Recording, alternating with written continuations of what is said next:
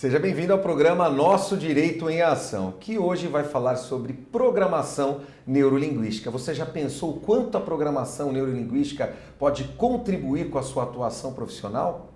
Você já pensou o quanto as ferramentas são importantes na chamada sociedade da informação? E para falar sobre programação neurolinguística, nós recebemos dos estúdios o advogado doutor Irineu de Deus Gamarra Júnior. Como vai, doutor? Vou muito bem, muito honrado com esse convite que você me fez. É um prazer sempre estar com você, que trabalha muito e divulga muito, é um excelente comunicador. Imagina, eu gostaria de dizer que a comunicação eu acho que é um compromisso de todos nós e você, eu também acho um grande comunicador, tenho acompanhado as suas palestras falando sempre de programação neurolinguística. E aí o interesse do programa de abordar esse tema e que você informasse, que você falasse com o telespectador a importância da programação neurolinguística voltada ao advogado. Perfeito. Bom, eu estudo programação neurolinguística há muitos anos. Primeiro eu comecei por curiosidade mesmo, porque eu queria entender melhor como funciona a mente do ser humano, por que ele faz o que ele faz, enfim, toda essa questão que envolve ir buscando melhorar a minha atuação profissional. E com esse estudo, com esse conhecimento, a gente começa a perceber padrões de comportamento das pessoas. E foi assim que ela surgiu, a programação neurolinguística. Foi na década de 70, Richard Bandler e John Grinder, eles começaram a observar e querer entender por que certas pessoas têm sucesso naquilo que se dispõem a fazer e por que outras não.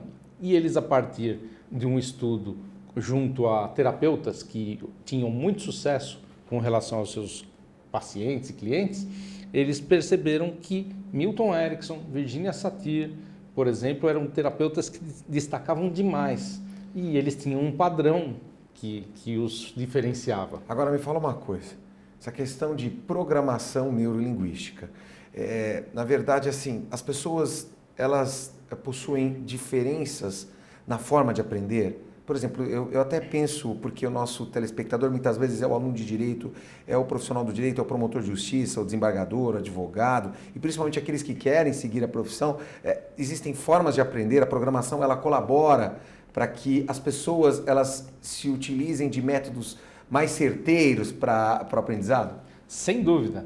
Nós recebemos todas as informações do externo por meio dos nossos canais, né? São 5 sentidos, né? Tato, olfato, visão, audição e paladar. Então, o sinestésico, as pessoas que têm a sinestesia, né? O tato, olfato e paladar mais proeminente, mais desenvolvido, ele tende a precisar sentir as coisas. Então, por exemplo, você vai estudar, se você escrever, a pessoa sinestésica, se ela estuda escrevendo, fazendo algo, ela faz o procedimento, ela promovendo algo, ela confecciona, elabora. Né? A pessoa auditiva, se ela ouvir alguém falando, é melhor. Se ela ouvir a própria voz, ela vai repetindo quando estuda. Não sei se você já estudou dessa forma. Olha, eu tenho um pouco de dificuldade ouvindo. Eu gosto sempre de ler e escrever ao mesmo tempo. Isso. Agora, nessas novas tecnologias, agora as palestras, as aulas são muitas vezes online. Eu vejo os cursos preparatórios para concursos públicos, até para a própria prova da OAB.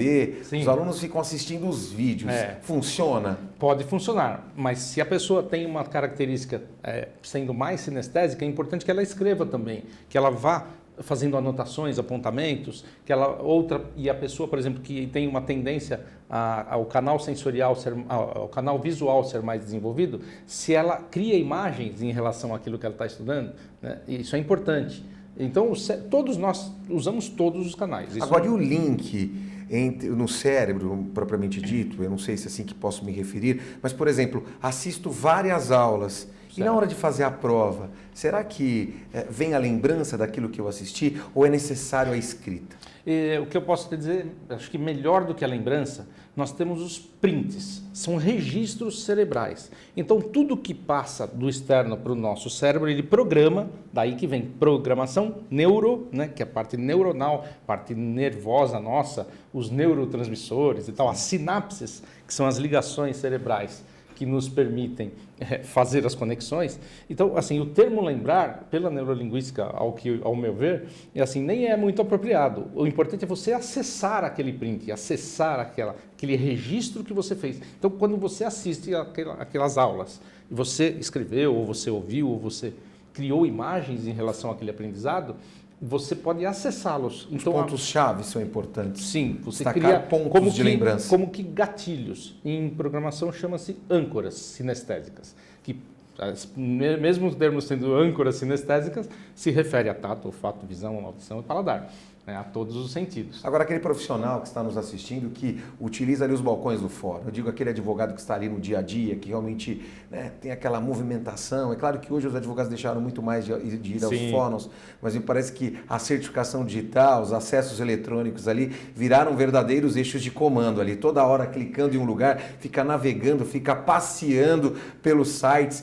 Como que a PNL pode contribuir ali para desenvolvimento de petições, desenvolvimento de ações positivas na atuação profissional? A meu ver, quanto primeiro que você pôr atenção, quanto mais você puser atenção naquilo que você está fazendo, é o mais importante. A gente vê nessa dinâmica, né, o corta e cola, copia, cola, né, e recorta, e sai algumas coisas que às vezes a gente não era bem aquilo que a gente queria escrever. Então é pôr atenção no que você está fazendo para que você consiga transmitir no teu computador, na sua petição, aquilo que realmente você está pensando. Então, a comunicação é como você comunica aquilo que você aprendeu ou apreendeu, e você vai comunicar tudo aquilo que entra de informação, a gente vai comunicar de alguma forma. O advogado desenvolve uma petição todo dia.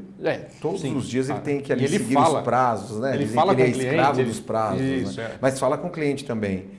Para tudo. Isso colabora muito com a atuação com o cliente, propriamente dito. Na hora que senta para uma determinada conversa e ali um fechamento de um contrato, de um acordo, na verdade, colabora bastante? Muito, porque quando você investiga o cliente da maneira mais ampla possível para detectar o que ele realmente quer, o que ele precisa, né? Porque ele comunica uma coisa verbalmente, mas o não verbal dele comunica muito mais, né? A comunicação não verbal passa dos 55% da comunicação. O verbal é 7% só da nossa comunicação, e olha que nós, advogados, falamos muito. Né? Aproveitando aqui a nossa conversa, aqui, o nosso bate-papo. Então, me identifica. De identificar como? Nesse identifica, sentido... já que estamos conversando aqui nesse bate-papo tranquilo, tá? Aliás, sem pauta, sem pré-pauta, na verdade é uma conversa tranquila aqui, você Sim. que é colega de longa data, amigo de longa data, me identifica então. Olha, você é uma pessoa que tem uma velocidade mental grandiosa, né? Você vai, tanto que você apresenta, você fala, e você, ao mesmo tempo, está passando um monte de coisa que você quer produzir. Você está falando uma frase e você já está pensando no que você vai produzir. Dali a pouco, na próxima frase, e no próximo programa, talvez você é um cérebro, ainda bem que os fios são encapados, né? Se fosse cérebro de mulher, né? Mas existe alguma coisa para aprimoramento disso? Talvez você... A questão principal é assim, você gosta de você, como você é? Com certeza. Então isso que importa. Agora, e falar demais? Então, falar demais pode ser desagradável, né? Às vezes para você, porque você pode ter passado de um ponto. E de repente você passa uma imagem para o outro.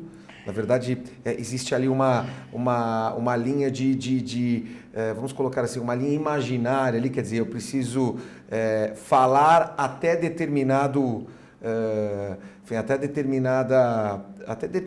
até aquele ponto, quer Sim. dizer, não posso ultrapassar a quantidade de informações ao outro. Como que isso é tratado pela neurolinguística? A comunicação, você sabe, né? Aquilo, quando você não consegue passar, o problema é de quem comunicou, não é de quem recebeu, sim, né? Sim. Então, para se dar a comunicação, precisa disso, evitar ruídos. É que eu estou pensando quando comunica demais, é próprio da profissão. Então, né? quando comunicou demais, já não comunicou, parou. A comunicação parou em algum momento. Igual como a gente vê que a sociedade da informação é tão dinâmica, que você vai assistir uma televisão, um filme, tem, por exemplo, jovens que não conseguem assistir um filme. Por quê? Ele assiste programas TV, clica ali, assiste um pedaço de uma aula, clica no outro, assiste um pedaço de outra aula, né? Tanto o aluno, principalmente, aquela ansiedade de aprender ou de ir bem na prova, e aí ele fica naquela coisa e ele não desenvolve uma coisa com começo, meio e fim. E a gente está acostumado assim, a gente assiste alguma coisa, é muito rápido, 3 minutos, 5 minutos, 4 minutos. Então o cérebro está sendo treinado dessa forma. Então, às vezes, a pessoa não consegue assistir mais de 10 minutos, que é o que se fala, né? O tempo hoje é menor até. O jovem não consegue ficar concentrado mais de 5 minutos para ler um livro, para alguma coisa. Claro que há muitas exceções, mas assim, eles não conseguem se concentrar. E essa questão que você falou, fala-se demais, né? Você que vai precisar mensurar isso. Porque às vezes você está falando e você precisa prestar atenção no outro para ver se ele está entendendo. Ou se ele está lhe ouvindo. E você checa, né, se ele está entendendo. O que você acha disso que eu falei? Lineu, muitas vezes nós conversamos com o outro e eu acho que uma percepção muito comum é que você percebe muitas vezes que o outro ele não está preparado para lhe ouvir. E aí nós temos aquela sensação de que ele está ouvindo e ao mesmo tempo não querendo ouvir. Essa paciência para ouvir, isso tem relação com a PNL? Tudo, né? Tudo. Vou até contextualizar um pouquinho de PNL, né? É importante a gente entender que a PNL ela não é algo externo que vai nos ensinar, né? A programação linguística é mais ou menos como um manual de gente, eu costumo dizer, só que o manual de gente é algo que está dentro da gente. Então, por exemplo, você não precisa fazer necessariamente, eu não conheço isso, né? Eu nunca vou conhecer programação linguística. Não, essa programação foi um manual já existe, pela observação que esses terapeutas e esses estudiosos que criaram a PNL, né? Na verdade, eles mapearam, né? Eles fizeram um estudo para ver os padrões. Então, essa aqui é a questão. Então, nós praticamos a PNL o tempo todo, por quê? Porque ela foi baseada no funcionamento do ser humano. Deixando bem claro para quem está nos assistindo que a PNL discutida nesse programa, ela pode ser utilizada para todas as profissões, você que é psicólogo, você que exerce aí a profissão de professor, né, o diretor de escola, que lida com crianças, com jovens. Na verdade, a PNL é uma ferramenta que pode ser utilizada em todas as áreas, em todas as profissões. O funcionamento do ser humano foi né, como eu te falei, né, foi um padrão observado no funcionamento do ser humano. Então, a programação neurolinguística é uma análise, né? Ela, não sei se eu estou conseguindo comunicar adequadamente, mas assim, é algo de dentro da gente. Então, quando você começa a se conhecer mais, você começa a observar como que eu me comporto, né? Como que eu consigo, por exemplo, aproveitar mais o meu estudo, que canal sensorial que é mais desenvolvido para mim, né? E você também pode treinar para desenvolver os canais por meio de esportes mesmo, de atividades intelectuais, como jogar um xadrez, enfim, né? E a frustração? Porque muitas vezes a frustração chega, muitas vezes nós não atingimos os nossos objetivos, muitas vezes buscamos um projeto e de repente esse projeto ele chega num ponto onde nós não conseguimos transportar ou transplantar ou transpor, assim me referindo melhor. E aí o que fazer? Porque a frustração ela ingressa dentro da alma, do aspecto neural, eu acredito. Né? Do eu, digamos assim. Do eu, né, propriamente dito. Como então, que eu posso... É assim, Leopoldo. Como utilizar a PNL para suplantar isso? Grandes mentes já vieram aqui, estiveram presentes e nos ensinaram que existem canais no cérebro que fazem com que a gente se conecte a alguma sabedoria maior, né? Desde Aristóteles, lá, Platão, Sócrates, enfim, eles já sabiam de tudo que nós estudamos hoje, né? Então, essa sabedoria está aqui presente entre nós e nós podemos aproveitar. Então, só faz essa pergunta, por favor. A frustração. A frustração. Então, eles sempre disseram o seguinte: a angústia te perseguirá.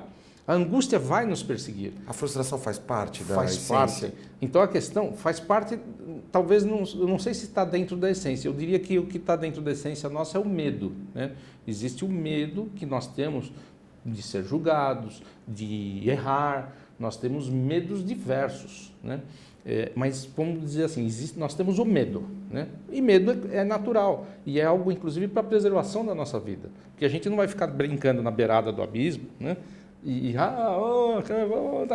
Fazendo ginástica quando você não sabe, né? Ou malabarismo, e porque você vai cair. Então o medo ele é um freio natural para que nós possamos estar preservados, íntegros, né? Para a gente, olha, presta atenção, você pode cair, você pode se machucar, né? Isso é uma coisa inata.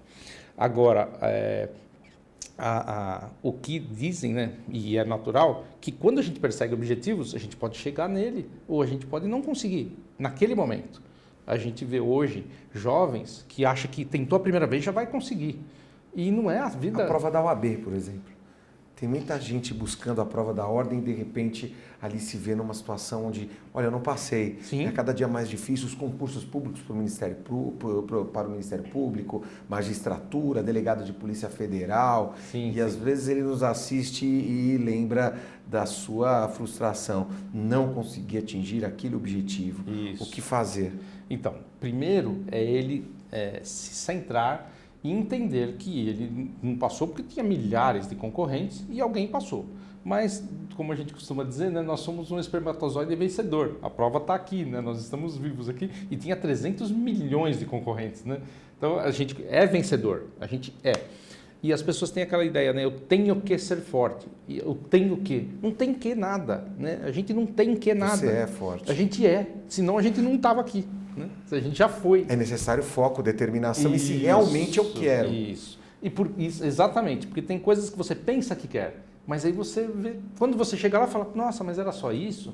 Então, a frustração chega, inclusive, no momento que você atinge um objetivo. Olha, eu estava conversando esses dias, tem um projeto muito lindo no Hospital São Paulo, chama um grupo de práticas integrativas, um grupo que começou com uma enfermeira, aplicando reiki e tal, e aquela pessoa que ela atendeu, estava frustradíssima, angustiada, sabe, desistindo da vida mesmo, ela falou, não tenho razão para viver.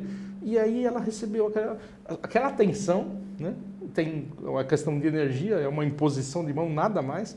Bom, isso se transformou, hoje tem mais de 300 voluntários terapeutas. Né? E eu fui lá já 2 vezes, e eles atendem alunos da Unifesp e atendem os próprios funcionários. E isso está se ampliando de uma maneira, porque as pessoas estão carentes dessa atenção, porque as próprias pessoas não se dão a atenção devida. Né? E fica na angústia. O problema da angústia ou da frustração é você ficar nela. Você ficar... aí você começa a entrar na questão assim, eu sou como tem amigo meu terapeuta que ele fala assim, eu sou uma decepção. O outro fala, eu sou uma tristeza, que entristeço por onde eu passo. O outro fala assim, eu sou incapaz. Então, esse problema de não passar na prova da OAB, o que importa não é o acontecimento de não passar, é o significado que ele dá para aquilo. Ele fala assim, não passei agora, mas no próximo eu passo. Sim. Eu tenho uma colega que ela prestou 10 vezes, ela passou na 10ª vez só que ela passou no exame. Competentíssima, profissional que exercia já a profissão, ela só não conseguia assinar as peças e participar das audiências. Mas ela trabalhava em escritório de advocacia reconhecido, tinha um notório saber reconhecido pelos seus pares, só que não conseguia passar na prova. O que acontecia? Ficava nervosa. A pessoa fica... E isso acontece, acho que 90% das vezes, a pessoa não consegue pelo nervoso, não é porque não sabe. Agora, muitas vezes a pessoa também se engana. O cidadão se engana. Né? Estou estudando e não está. Sim, está ouvindo música, muito... ou está olhando o celular o tempo todo, né? Aí ou fica com difícil. Projetos que não se integram àquele projeto específico, que é realmente aglutinar conhecimento. Agora, saindo um pouco dessa esfera, gostaria que você falasse um pouco sobre essa questão ligada aos métodos de solução de conflitos, porque nós vivemos hoje uma situação onde até a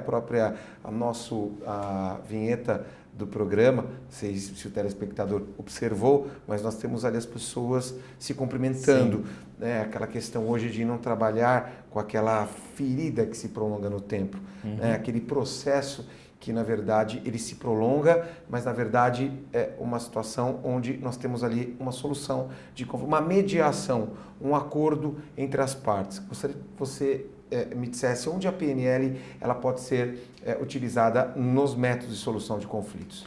Bom, a gente vê hoje muitos resultados positivos, né, principalmente cada vez mais intensamente, mais estreitamente, a gente vê as soluções acontecendo com observação, o advogado observando o outro e não chegando lá como se você estivesse numa arena onde você vai ter que colocar e matar o touro na espada. Colocar. Então, assim, você vê o outro como um ser humano, porque somos todos humanos, todos queremos um resultado e, às vezes, na verdade, o resultado que um quer não é a desvantagem para o outro.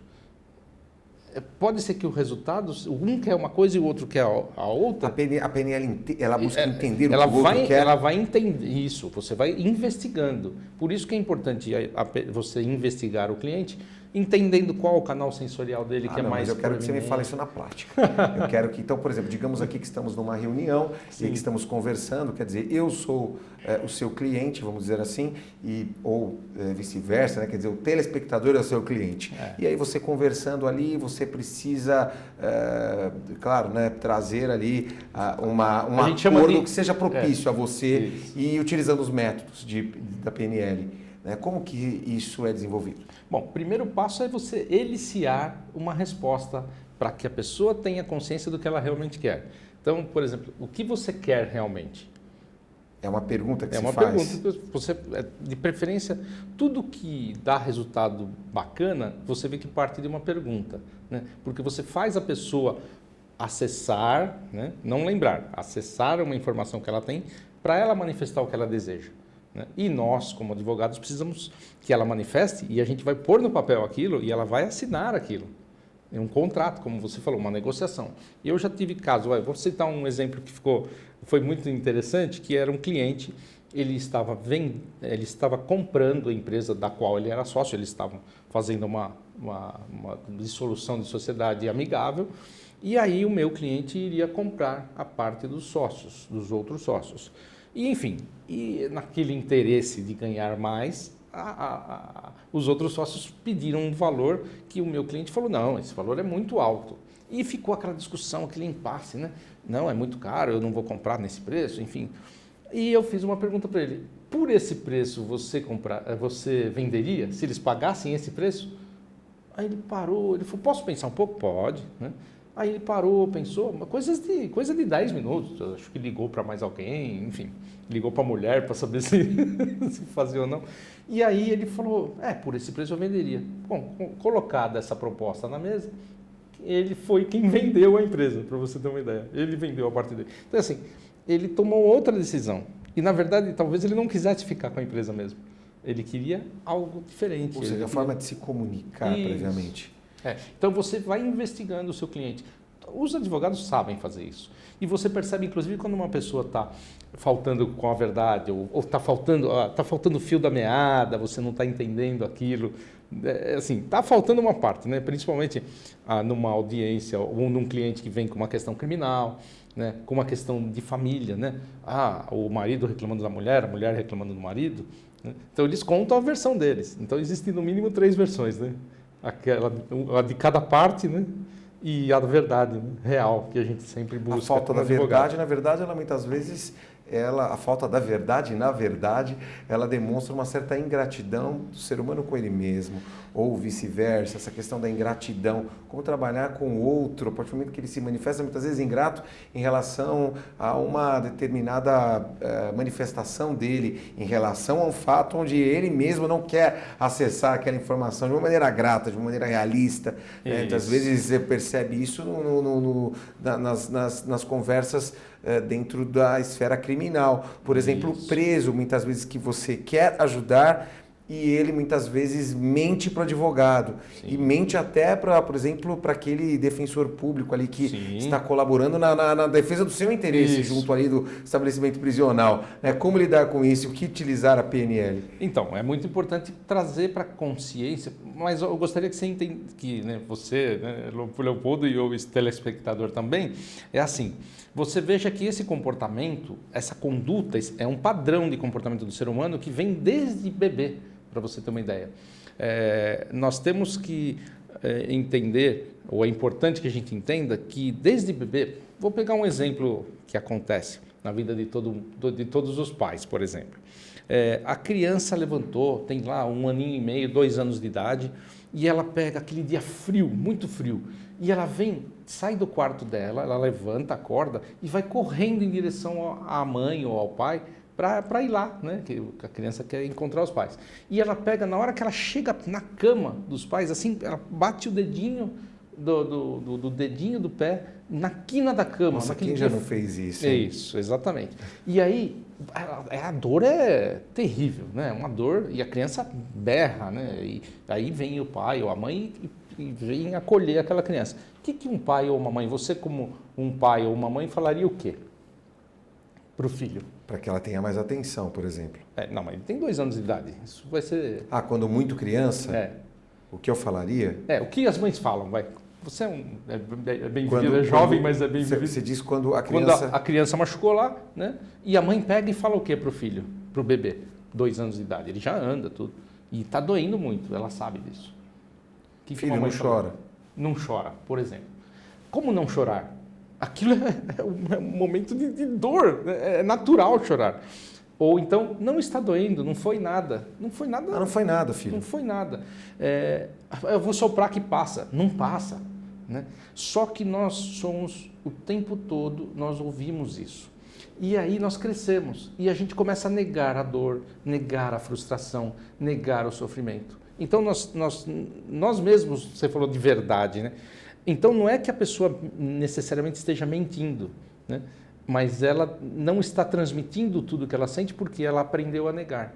Então, nós precisamos olhar com muito cuidado isso que a gente vê hoje na mídia, essa questão também dos preconceitos, né? Que as pessoas falam...